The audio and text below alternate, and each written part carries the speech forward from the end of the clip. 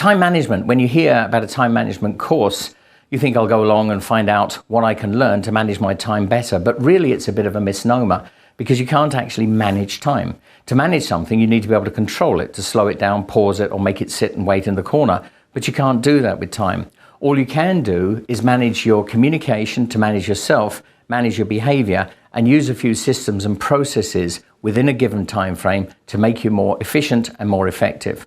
And the one thing I'm going to talk about today is Dr. Stephen Covey. He wrote The 7 Habits of Highly Effective People, First Things First, and a number of other books.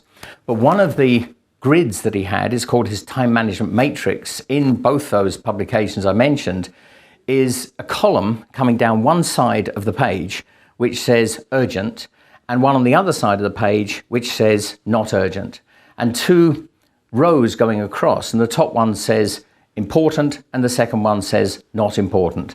So you end up with 4 quadrants, and one quadrant contains things that are both urgent and important. Another one has things that are urgent but not important. Another one has things that are important but not urgent, and one has ones that are neither urgent nor important. Think about this for a couple of minutes. Where do you spend most of your time? And they're numbered 1, 2, 3, and 4. Most people identify areas 1 and 3 where they spend most of their time. The stuff that is urgent, and it may or may not be important. We can't do anything about the stuff that's in area 1 because it has to be done. It's urgent, it's important, it's like firefighting. We can do things though about the stuff in area 3. They're the stuff that are urgent but not necessarily important. It's the interruptions, the phone calls, the matters that seem to be important at the time. The phone rings, the email dings, and we respond to it. Just because you can respond to something in 10 seconds doesn't mean you should.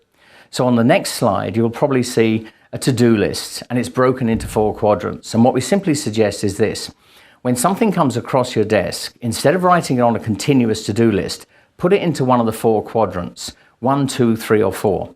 And the only things that you have to complete before you go home today are the items that are in area 1, things that are both urgent and important.